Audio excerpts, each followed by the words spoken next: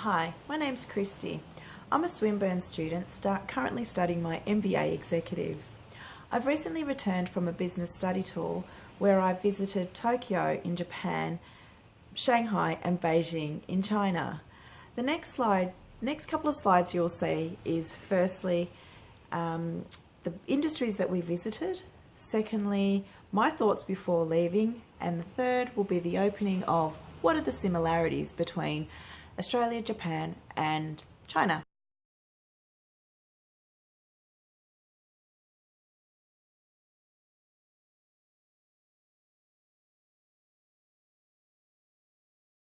That all organisations are facing challenges when operating across borders.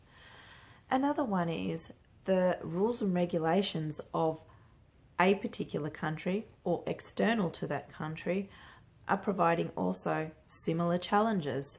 We saw that in Infocubic, Japan, and also in Huawei in China.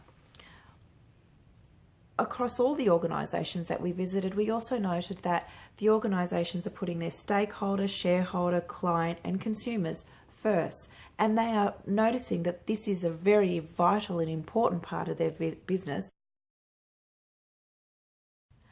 So the major differences are population, political systems, business culture, as well as diversity.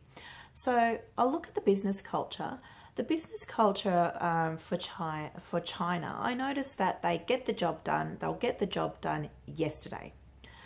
Japanese, they're quite traditional, respectful, and it may take a longer time to get the job done, and it may also, they will all work together as a group to get the job done, but it is okay to, let's say, sleep under your desk, as we saw in one industry visit. Whereas in Australia, faster is not necessarily better.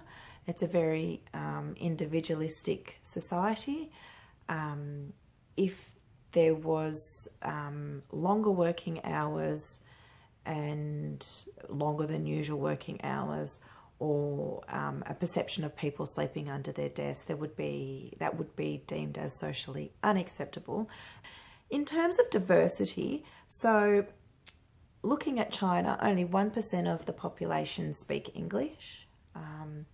Looking at Infocubic, the CEO spoke about the challenges of being half Japanese and half Sri Lankan, and his own challenges in starting a cultural organisation. So that still seems to be quite prevalent in. So the lessons that China and Japan can learn from Australia are living not in a world of excess and having a really nice work-life balance.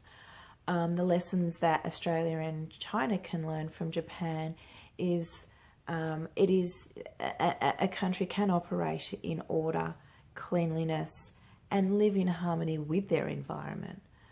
And the lessons that Australia and Japan can learn from China is that time, space is no barrier for innovation. Every person's idea is just as important as the next, despite your rank, title, age.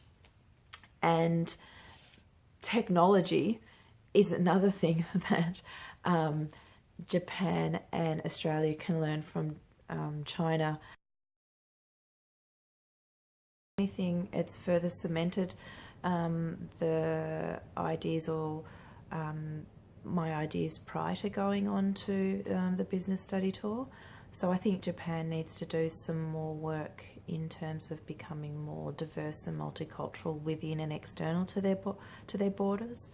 My last subject that I did was business information systems in a rapidly changing world, and having read the CEDA 2015 report about creating human value in an advancing technological age, really cemented that report that if we don't create human value, technology and humans won't be travelling side by side. I think that's been clearly demonstrated how technology and humans are simultaneously travelling in China. It's really nice to see that happening. So now this is the end of my presentation. I do apologise for any of the rough edits, as it was my first attempt. But to bring this to a close, I've prepared a few pictures that will complement and conclude my experiences in Japan and China. Enjoy!